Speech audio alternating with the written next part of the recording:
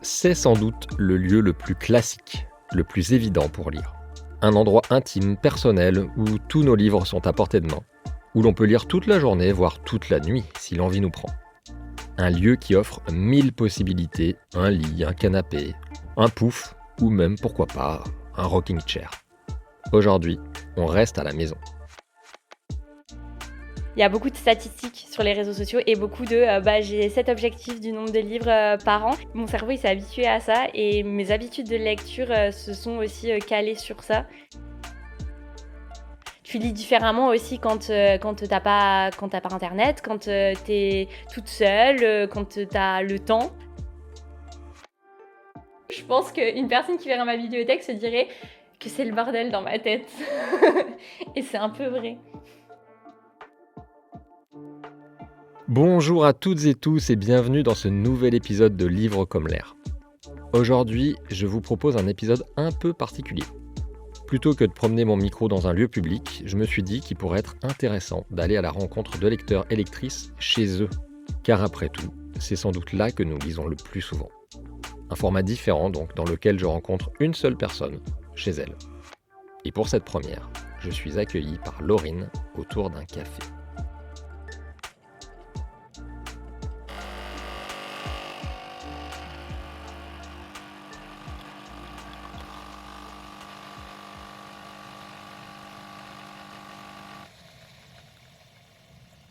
Merci.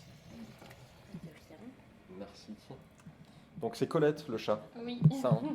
Bonjour Colette. Pourquoi Colette? En hommage à Colette?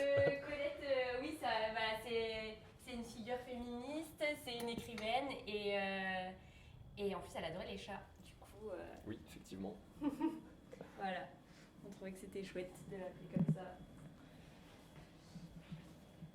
Est-ce que tu peux te présenter? Qui es-tu? Oui, moi je suis Laurine, j'ai 27 ans et je suis un peu lectrice depuis toute petite. Je travaille dans le milieu des livres aussi, j'ai fait plusieurs métiers dans ce milieu et j'ai fait des études aussi en lien avec ça. Est-ce que pour commencer, tu peux me dire où tu as l'habitude de lire en général? Quelles sont tes petites habitudes? Oui, en général, je lis sur mon canapé qui est juste là, avec mon chat à côté. Et c'est à peu près le seul endroit où je lis. Je lis rarement dans mon lit, c'est vraiment sur mon canapé. Là, il y a du soleil en plus, on est dans l'angle du soleil, donc ce serait parfait là pour lire. Et le fauteuil, donc qui est à côté, jamais? Non, j'ai pas assez de place sur ce fauteuil en fait. Je peux pas changer souvent de position et je préfère avoir un grand canapé. Je vais jamais sur ce fauteuil. Le chat, il est toujours là quand tu lis? Mon chat est très collant. Du coup, en général, elle est toujours à côté de nous, ouais. Ça arrive qu'elle soit devant la porte si elle veut sortir, mais en général, elle est tout le temps à côté, en train de dormir, ou alors elle veut jouer, et donc c'est un peu plus compliqué pour lire, mais en général, elle est là, ouais. Est-ce que tu lui parles de ce que tu lis? Non, pas vraiment. Mais je devrais parce que je lui parle de beaucoup de choses, mais je lui parle pas de mes lectures, c'est vrai. Je pourrais même lui lire des passages à voix haute. Peut-être qu'elle apprécierait. Bah, si tu veux, on va aller s'installer sur ton canapé. Tu vas me montrer exactement où tu lis. Et puis on va poursuivre l'entretien sur le canapé. Voilà, elle est à ma place. Le problème, c'est qu'il y a le chat qui s'est installé. Décale-toi, ma coco. Donc là, c'est ta place. Là, c'est ma place. Comme ça. Et du coup, là, il y a mon chat. En fait, il a deux plaies. Je vais pas prendre la place du chat quand même. Je vais me mettre de l'autre côté. J'ai peur de me faire griffer. J'aime bien les chats, mais quand même. Elle griffe pas. Elle a jamais griffé. Non, mais je me fais pas Elle griffe griffer. pas du tout. Mais du coup, où elle est là? Va sur ton plaid, Coco. Et moi, j'ai mon plaid, ce plaid sur moi s'il fait froid. Ou alors, elle a carrément les deux plaids pour elle. Du coup, elle prend la moitié du canapé. On est chez elle en fait, là, on n'est pas chez toi. Clairement, oui.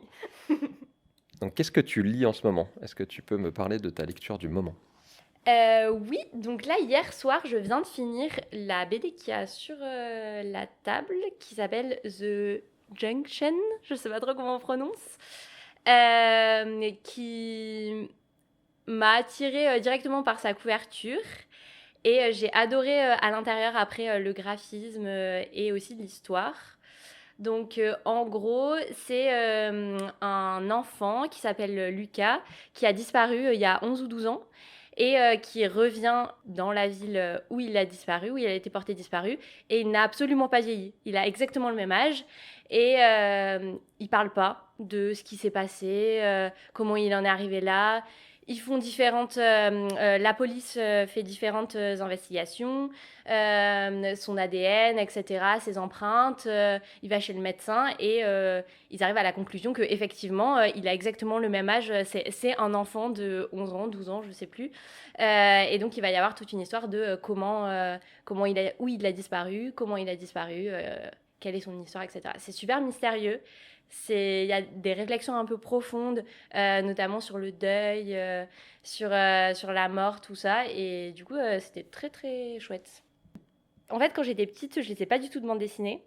J'arrivais pas à comprendre l'ordre des bulles, en fait. Je me mélangeais tout le temps.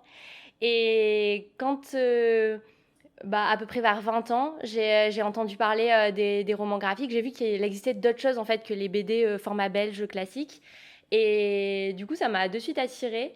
Et en fait, j'adore ça. Du coup, ouais, j'en lis peut-être 2-3 par mois, je pense. Entre des romans, en fait, ça me fait des petites pauses. J'aime bien. Dans les romans graphiques, qu'est-ce qui t'attire le plus, toi? Est-ce que c'est plutôt le graphisme? Est-ce que ça va être l'histoire? Est-ce que ça va être l'auteur, l'autrice? Qu'est-ce qui te fait choisir un roman graphique plutôt qu'un autre? En tout premier, je pense que c'est les dessins. J'aime beaucoup de dessins différents. Mais j'aime bien les dessins qui sortent de l'ordinaire dans les romans graphiques. Du coup, s'il y a quelque chose que j'ai jamais vu, ça va directement m'attirer vers ce type de livre. Et ensuite, j'ai aussi effectivement des auteurs qui sont un peu des valeurs sûres pour moi et dont je sais que ça va me plaire. Et aussi, j'ai beaucoup plus de facilité, vu que les romans graphiques, ça va vite. On s'engage pas pour une semaine, par exemple. On s'engage pour aller 1 heure si c'est un roman graphique épais. Du coup, j'ai beaucoup plus de facilité à aller vers des choses un peu qui sortent de mes lectures habituelles, qui sortent de l'ordinaire. Et donc, je me laisse assez porter. Mais en général, c'est les dessins qui m'attirent en premier.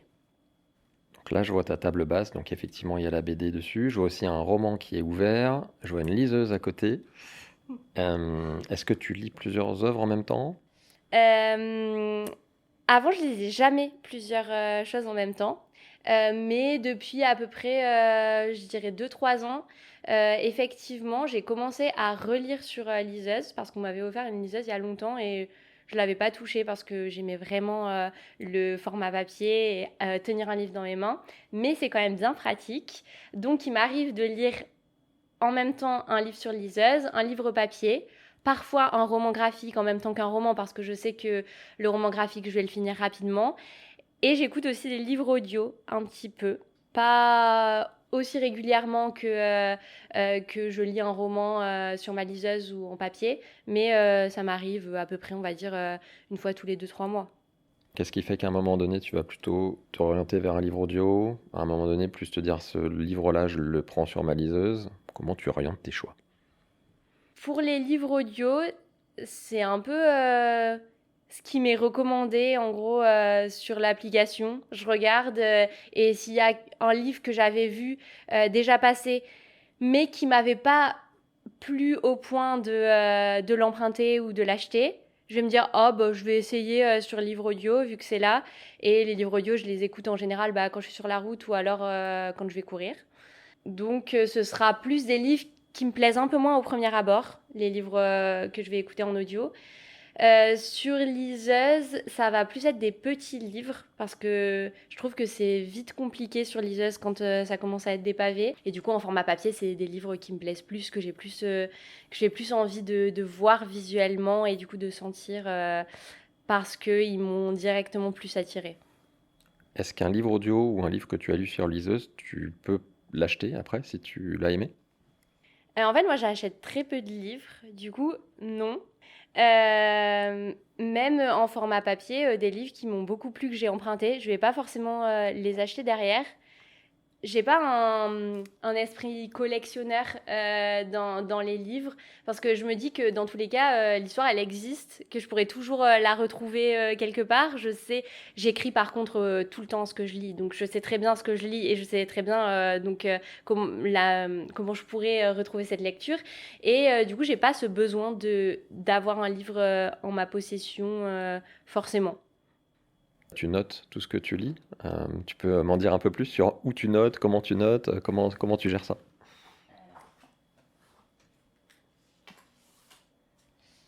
Du coup, j'ai 2 carnets là. Et ce carnet, on peut voir qu'il a commencé en 2014. Du coup, depuis 2014, Wow. j'ai écrit tous les titres des livres que je lis. Donc, au début, j'écrivais juste le titre et l'auteur et la date à laquelle j'avais fini le livre. Et après, je faisais juste des bilans de combien de livres j'ai lus dans l'année, au crayon, au-dessus des pages. Là, on ne va pas voir, mais... Le tout premier de ta liste, c'était lequel? Le tout premier de ma liste, c'est Les dieux voyagent toujours en incognito de Laurent Gounel. Je sais plus du tout mon style de livre, mais bon, en 2014, j'étais au lycée, quoi. Du coup, voilà. Le lundi 20 octobre 2014. Et il y a un petit cœur à côté quand même, donc tu Oui, l'avais je bien aimé à l'avais l'époque. bien aimé. Oui, effectivement, je mets des cœurs quand j'aime vraiment les livres. Normalement, c'est assez rare. Je pense que au lycée, j'avais un peu plus tendance à mettre des cœurs. Maintenant, j'en mets plus rarement. Je vois Cosmétique de l'ennemi ici, avec un petit cœur, je valide. Oui. Et j'avais même écrit, tellement j'étais fière de moi, commencer 3h30 avant. Oui, c'est un petit livre, c'est un petit livre, mais Parce génial. que je pense que c'était... Oui, c'était le premier roman de littérature contemporaine, on va dire, que j'ai lu, que j'ai vraiment adoré, parce que je lisais plus des choses pour ados, quoi, au lycée. Et donc oui, et après j'avais eu tous les Amélie Nothomb au Noël suivant en cadeau d'occasion, parce que je voulais absolument tout lire de ce qu'elle faisait. Donc, et il y en a beaucoup. C'était ton premier carnet, mais donc t'en as deux. C'est quoi, c'est la suite? Oui. Oui, lui, du coup, il commence en février 2023, ce deuxième. Donc là, il y a depuis 2023. Et maintenant, j'écris la maison d'édition avec, parce qu'à la fin de l'année, je fais des statistiques et je regarde quelle maison d'édition j'ai lu le plus. Je regarde aussi si j'ai lu plus de femmes ou d'hommes, parce que j'essaye de lire plus de femmes. Et j'aime bien regarder, mais je suis un peu mauvaise là-dessus, si je lis un peu des livres de différentes nationalités. Quelles sont tes statistiques sur 2025, donc sur l'année passée?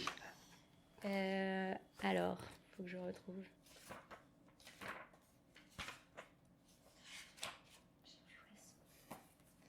Ah bah, ça sert à rien de faire des statistiques si on les perd après, hein. Parce que vraiment, là, j'ai 2024. Ah si, 2025, pardon. Du coup, j'ai lu 90 livres en 2025. J'ai lu 62 femmes. J'ai lu 26 BD manga. Bon, en vrai, des mangas, j'en lis pas, donc j'en ai peut-être lu un. C'est pour ça que j'ai mis BD manga. J'ai lu 6 essais, 2 livres de philosophie, parce que j'ai pas mis dans les essais, parce que c'est vraiment la philosophie classique. Du coup, je l'avais séparé, je sais pas trop pourquoi. 3 livres de poésie, 2 livres de théâtre. J'ai lu 2 livres Enfin, j'ai écouté 2 livres en audio. Et la maison d'édition où j'ai le plus lu, c'est sans trop de surprise, Gallimard et Glénat. Et après, Flammarion, pas très loin. Mais j'ai pas lu j'ai pas eu vraiment de maison d'édition qui se sont démarquées. Alors que l'année dernière, j'avais vraiment eu l'Iconoclaste qui s'était bien démarqué, enfin en 2024. J'aime beaucoup l'Iconoclaste comme maison d'édition. Est-ce que tes statistiques, tu essayes d'avoir une influence dessus? Est-ce qu'en gros, tu choisis aussi tes lectures en fonction de la maison d'édition? Tu parlais aussi d'avoir un équilibre avec plus de femmes autrices. Est-ce que tout ça, ça a un impact au moment de choisir le prochain livre que tu vas lire? Bah pas tellement en fait, c'est dommage. J'essaye. Au début de l'année, je me donne des objectifs comme ça. Je me dis, par exemple, je crois que cette année, j'ai écrit que j'avais envie de lire 10 essais, que j'avais envie de lire 5 recueils de poèmes, des choses comme ça. Et puis après, je les oublie au fur et à mesure de l'année. Et au final, j'en tiens plus compte. Mais j'ai quand même ces objectifs en tête où parfois, je vais avoir une illumination en mode ah bah là ça fait 3 fois que je lis des hommes, il faudrait peut-être que je lise une femme, mais en vrai la majorité du temps je les oublie, ces statistiques. Est-ce que tu saurais me dire le ou les quelques livres qui t'ont vraiment marqué sur cette année-là? Tu fais pas ton top, quoi. Dans tes Euh, stacks, tu mets pas genre top 3. non, pas du tout. Je mets pas du tout de top dans mes stats. Et c'est vrai que, en plus, je trouve que j'ai très peu de lectures que j'aime beaucoup. Il y a plein de lectures que j'aime bien, mais j'ai très peu de gros coups de cœur en mode de livres qui vont marquer ma vie pour toujours. Et donc, je fais pas de top, mais je mets quand même des petits cœurs du coup à côté des livres que j'ai vraiment aimés. Et là, il y a par exemple, en 2025, j'ai découvert Salomé Laoche qui fait du coup des romans graphiques. Et j'ai lu deux de ses livres, Peur de mourir, mais Flemme de vivre et En colis. Et du coup, j'ai trop aimé. Elle est super drôle. Enfin, vraiment, c'est, enfin, ça arrive rarement de rigoler devant des livres et avec elle, c'est tout le temps le cas. Du coup, ça, c'était vraiment chouette comme découverte de 2025. J'ai lu aussi La Bonne Mère de l'Iconoclaste. Donc, je disais juste avant que l'Iconoclaste, c'était une maison que j'aimais bien parce qu'en général, ils proposent des ouvrages engagés qui font réfléchir sur plein de questions différentes, mais en même temps assez légers. Enfin, j'aime bien lire ce genre de roman entre des grosses lectures ou entre des essais. Je passe toujours un bon moment en fait. Donc là, j'avais lu La Bonne Mère en octobre 2025, que j'avais vraiment beaucoup aimé. Et s'il y a Babel aussi qui m'a marqué de l'année dernière. Babel, c'est un livre fantastique. C'est un gros gros pavé qui est de R.F. Kuang. Pareil, il a beaucoup circulé sur les réseaux sociaux, mais il est sorti déjà il y a quelques années, je crois en 2023, quelque chose comme ça, où c'est un univers dans lequel c'est en Oxford qui n'existe pas, où il y a une université qui s'appelle Babel, qui est une université de traduction, et il y a des gens qui sont préparés pour intégrer cette université très prestigieuse. Le personnage principal qui s'appelle Robin, il est orphelin et il a été récupéré par un professeur de cette université et éduqué pour intégrer cette université quand il était tout petit. Et il y a la traduction qui est mêlée à la magie et en même temps il y a des histoires de colonialisme, de racisme et de comment les jeux de pouvoir ils peuvent se mêler pour comment dire, pour profiter justement à ces colons, etc. Et c'est super intéressant. L'autrice, elle est hyper intelligente et du coup, elle connaît énormément de choses sur la traduction et c'est aussi passionnant de ce point de vue-là. Donc ça m'avait beaucoup marqué en 2025. Voilà. Comment tu expliques que tu n'aies pas trop de coups de cœur? Que tu sois entre guillemets, allez, j'ose le mot, un peu blasé. Comment t'expliques ça? Ben, en vrai, j'ai toujours eu l'impression que j'arrivais pas bien à choisir mes lectures. C'est bizarre, mais parce que je lis énormément et pourtant, en fait, depuis toujours, je me dis, mais ça serait tellement bien s'il pouvait y avoir un truc où, en fait, quand j'arrivais dans une librairie, les livres qui pourraient me plaire, ils s'illumineraient. Et comme ça, je saurais exactement lesquels choisir. Parce que vraiment, j'ai l'impression que je choisis jamais correctement mes lectures et qu'il y a des choses qui pourraient énormément me plaire, que je vais pas lire ou que je vais avoir dans un coin de la tête et que je vais lire des années après. Mais je pense que aussi il y a un truc avec le nombre de livres que je vais lire dans l'année qui m'empêche de lire des livres que j'aime vraiment. Parce que moi, je veux lire beaucoup de livres dans l'année. Et du coup, si c'est des gros pavés, bah, je vais retarder le moment où je vais pas les lire. Et parfois, je vais me dire, ah bah là, j'ai pas lu assez de livres ce mois-ci. Donc, je vais lire un tout petit livre comme ça va me faire un livre de plus. Mais c'est pas un livre qui me plaît. Du coup, ça a aucun intérêt. Voilà. Donc, je pense que ça joue aussi. En fait, je pense que j'étais un peu matrixée par les réseaux sociaux au niveau des livres. Parce que vraiment, depuis le tout début, enfin, pas le tout début, parce que quand j'étais petite, quand j'étais en primaire, je lisais aussi. Mais en tout cas, quand vraiment j'ai commencé à beaucoup lire et à écrire mes lectures, tout ça, bah, je regardais déjà des vidéos de filles sur les réseaux sociaux, sur YouTube au début, qui présentaient leurs lectures, etc. Et, il y a beaucoup de statistiques sur les réseaux sociaux et beaucoup de j'ai cet objectif du nombre de livres par an. Et du coup, je pense que mon cerveau, il s'est habitué à ça et mes habitudes de lecture se sont aussi calées sur ça. Et donc, je pense que c'est pour ça que j'ai pris l'habitude du nombre de livres par an, etc. Ça crée aussi un peu une sorte d'excitation, en fait. Ça donne envie aussi plus de lire. Du coup, c'est un cercle mi-vicieux, mi-vertueux. C'est bizarre. J'en reviens à tes petits carnets, j'ai vu 2 choses qui m'intéressent. Là, il y a une carte, on a une carte sous les yeux, Ah, ça ici. Qu'est-ce Ah que oui, c'est? mais ça... Ça n'a rien à voir avec les livres. Ah, ça n'a rien à voir avec les livres. Non. Ok. Non, ça, c'est mon carnet Ah, c'est un autre global. carnet encore. Oui, c'est un Pardon. autre carnet. C'est pas le carnet des livres. Trop de carnets. Oui, trop de carnets. Ça, c'est mon carnet global. Et ça, c'était. Si, ça peut peut-être avoir un petit rapport. Alors, j'explique. En fait, en août de l'année dernière, je suis partie à Oléron toute seule pendant une semaine. Et je voulais ne pas avoir d'accès Internet. Donc, j'ai pris mon téléphone, mais sans accès Internet. Juste pour... je faisais un message, en gros, à mes parents et à mon copain par jour pour dire que tout allait bien le soir. Et du coup, j'avais dessiné la carte d'Oléron pour essayer de me repérer un peu parce que je voulais pas, du coup, utiliser non plus Maps. Et donc, ça peut avoir un petit rapport parce qu'en vrai, tu lis différemment aussi quand t'as pas Internet, quand t'es toute seule, quand t'as le temps, que t'as pas de contraintes ou quoi dans la journée. Donc, c'est d'ailleurs lors de ce séjour que j'ai lu Babel, qui était un pavé. Du coup, ça m'a permis de lire un pavé, d'être toute seule et de pas avoir de distraction numérique, on va dire. D'être déconnecté. Ouais. Et ça a été un coup de cœur. Et ça a été un coup Peut-être de un cœur. lien de cause à effet. Bah oui, peut-être. Alors, il y a autre chose par contre que j'ai vu, et là je suis sûr que c'est un lien avec les livres, c'est le bingo littéraire. Ah oui, j'avais fait ça Qu'est-ce pour que c'est 2026. Alors, il est où? J'ai trop de papier. Hein. Ça va pas du tout. Il est là peut-être. Ah oui. Bah voilà, c'est les objectifs de... Bon, j'avais commencé un tableau, mais du coup, je l'ai pas fini. Ça, c'est l'histoire de ma vie. Chaque fois, je commence des trucs et après, je les finis pas.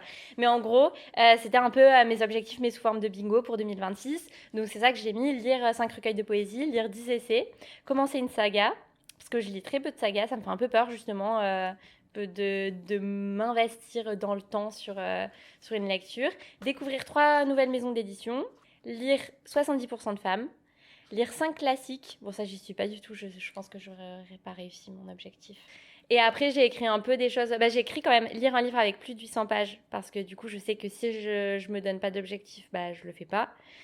Mais voilà. Et après, j'ai mis quoi 2 livres de littérature africaine, 2 livres d'Europe de l'Est, 3 livres dont je n'ai jamais entendu parler, 3 livres de fantasy et 5 thrillers parce que je lis très peu de thrillers. Et en vrai, chaque fois que j'en lis, ça me plaît.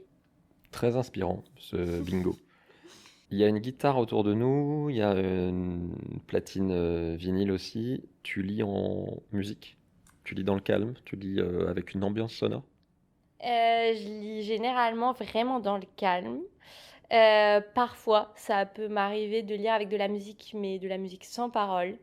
Jamais j'ai lu avec de la musique sur vinyle ou un des CD qu'il y a en face de nous parce que vraiment j'arrive pas du tout à me concentrer. J'ai quand même assez de mal à me concentrer de base sur les choses et donc faut vraiment pas que je sois distraite. Par exemple, je pourrais pas du tout lire dans des cafés comme le font les gens que tu as pu interviewer dans tes podcasts précédents parce que moi je suis incapable de faire ça. Je suis absorbée par ce que les autres font, parce que les autres disent, par tous les bruits autour et j'arrive pas du tout à me concentrer. C'est rare de voir des gens qui ont des CD encore. T'as 27 ans, tu me disais? Oui. Qu'est-ce que tu fais avec des CD? Alors, c'est pas vraiment à moi les CD. Mon copain, il est musicien, enfin, il était musicien professionnel avant dans un groupe. Et donc, on se rejoint sur certains goûts musicaux, notamment la musique française. Moi, j'adore la musique française. Et donc, les CD, ils sont globalement tous de lui, je pense. Mais après, j'adore aussi écouter des CD. Et je pense que ça a un peu un lien avec la littérature parce que, en vrai, dès toute petite, moi, j'ai beaucoup écouté de musique à ce qu'on appelle musique à texte. Mais en gros, des musiques où il y avait beaucoup de paroles et où on se concentre plus sur les paroles finalement que sur la musique c'est très poétique, en fait, la manière dont ces textes-là sont écrits. Et donc, c'est aussi une manière d'écrire, une manière de lire différente. On se dirige vers ta bibliothèque, si tu le veux bien. Tu vas m'en parler.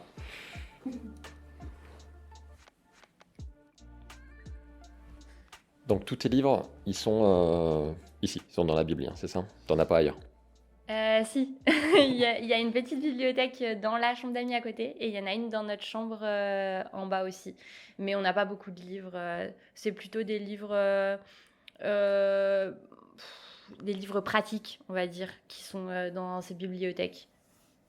Et la majorité de mes livres, ils sont quand même restés dans la bibliothèque de ma chambre chez mes parents. Je les ai pas ramenés parce que, comme je disais avant, moi, j'ai pas forcément besoin de posséder les livres. Donc j'en ai ramené quelques-uns pour remplir les bibliothèques et parce que aussi je trouve ça joli, tout ça, mais la majorité n'est pas là. Comment tu classes tes livres?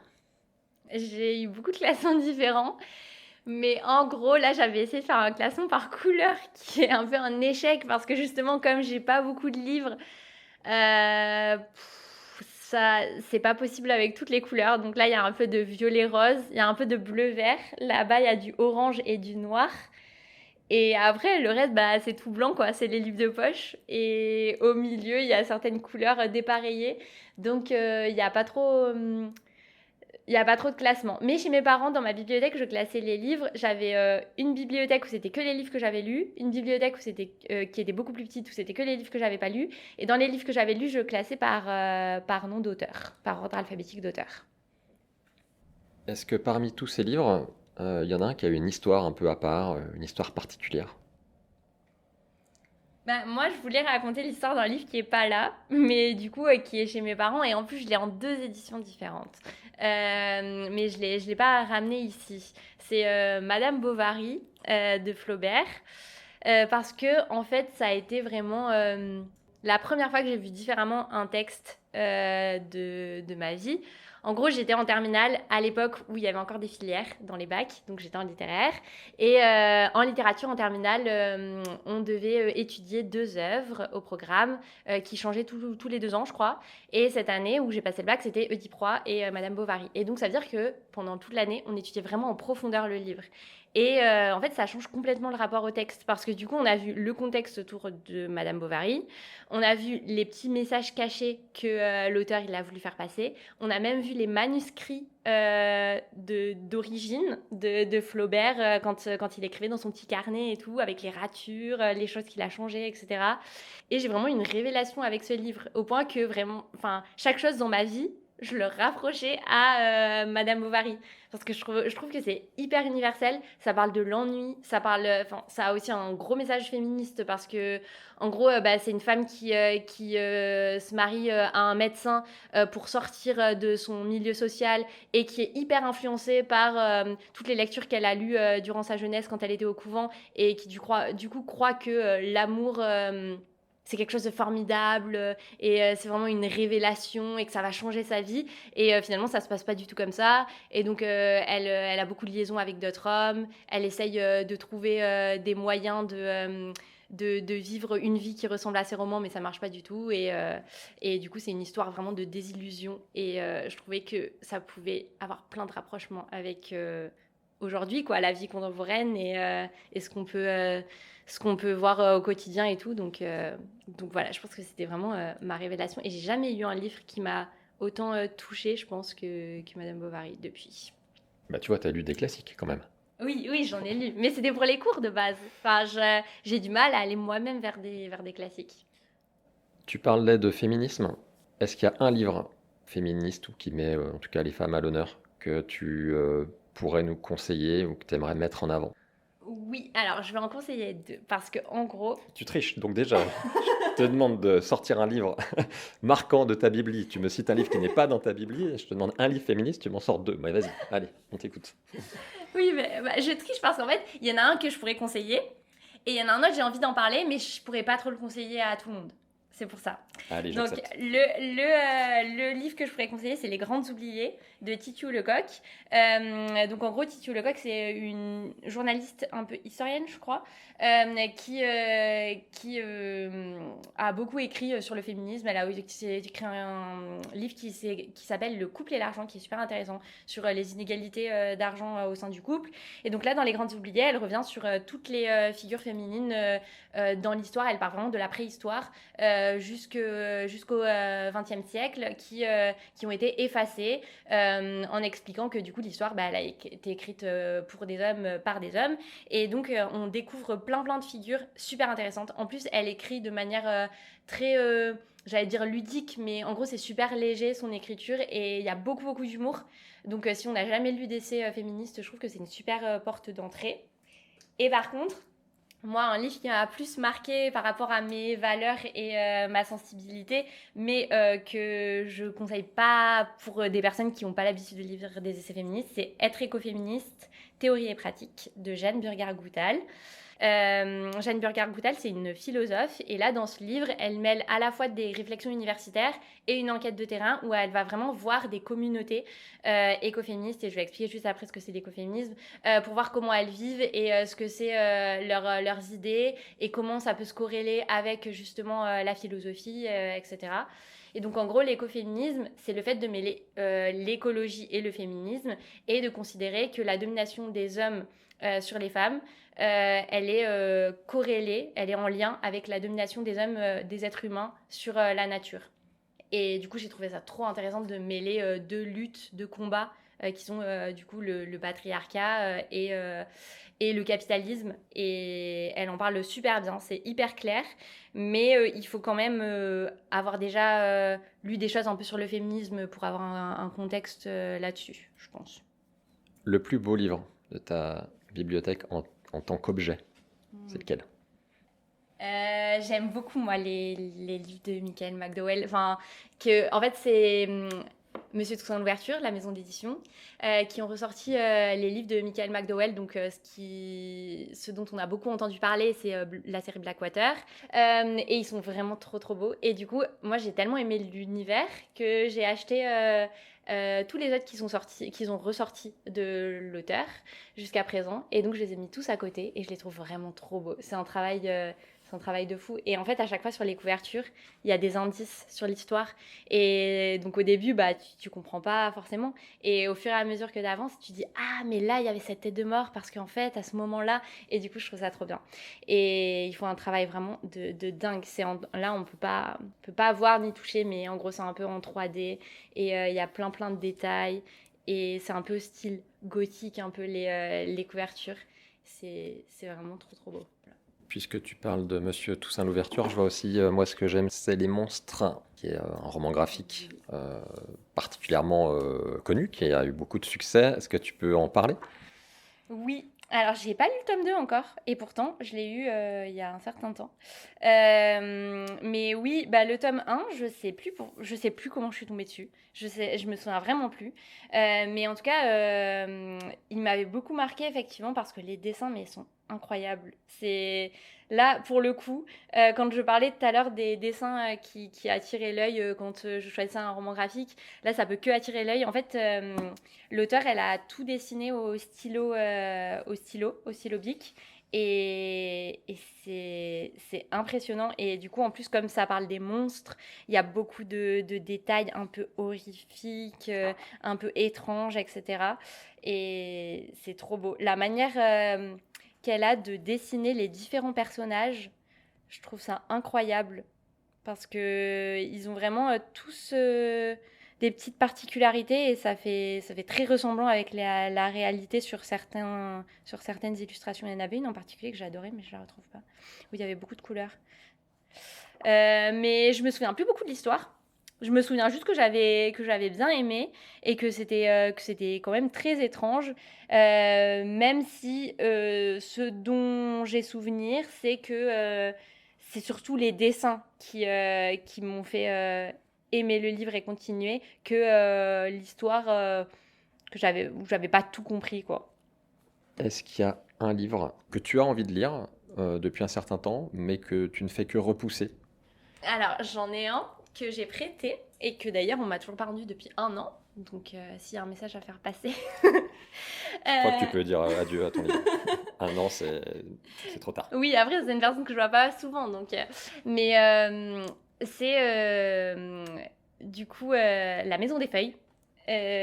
Qui me fait très envie parce qu'il y a tout un univers un peu mystérieux autour, qui est visuellement vraiment un ovni aussi littéraire. Pareil par Monsieur Toussaint Louverture d'ailleurs, il a été publié.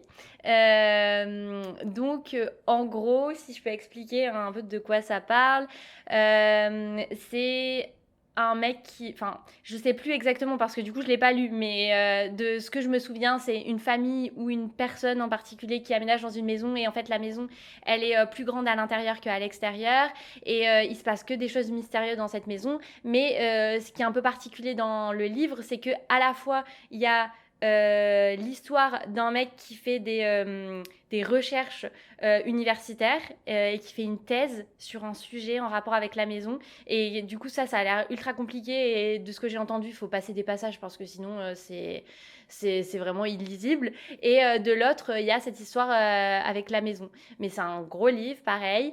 Et il fait un peu peur parce que du coup, quand on l'ouvre, il y a des pages où il n'y a qu'une seule lettre, d'autres où il y a c'est écrit super bizarrement, de côté. Enfin, voilà. Donc, ça fait un peu peur, mais il me donne très, très envie parce que tout ce qui est un peu étrange, ça m'attire de base. Donc, voilà.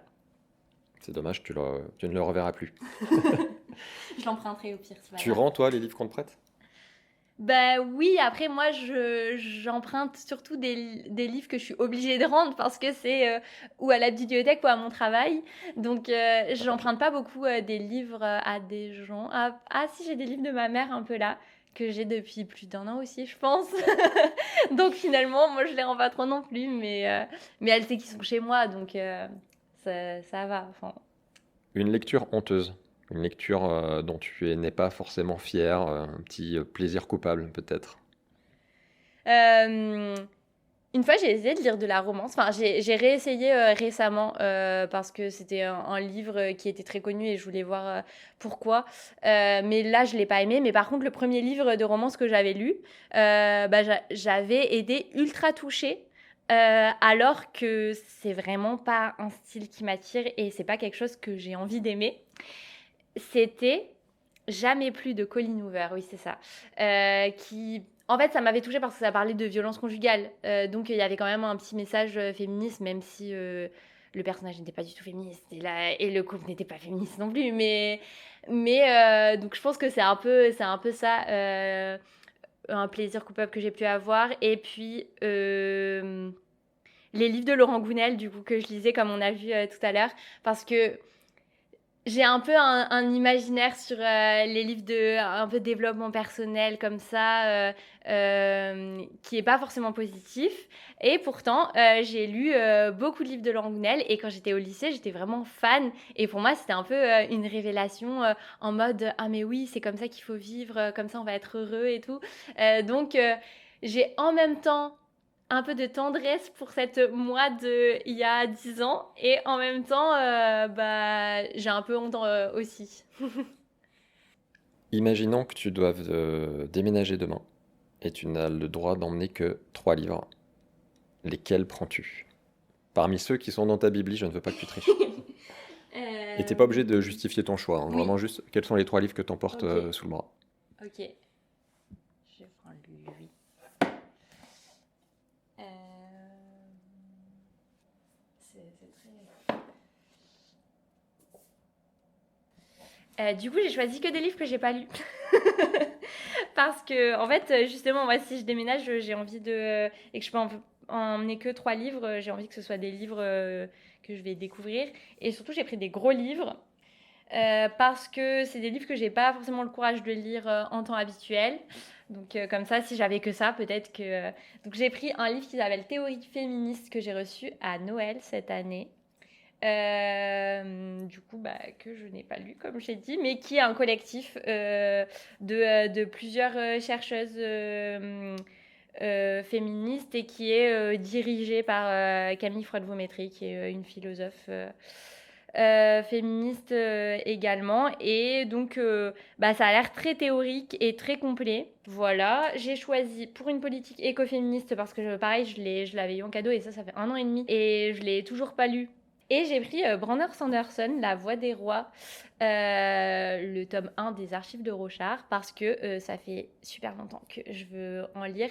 En fait, je lis pas de fantasy, et comme on l'a vu dans mon bingo tout à l'heure, c'est des choses que je veux lire parce que vraiment j'aime trop l'univers, mais ça me fait un peu peur parce que c'est pas des lectures que j'ai l'habitude de faire. Et du coup, j'aimerais beaucoup lire Brandon Sanderson pour essayer parce que j'ai entendu des avis incroyables. Et par contre, c'est une saga apparemment super super longue. Donc voilà. Une dernière question pour conclure. Qu'est-ce que ta bibliothèque dit de toi?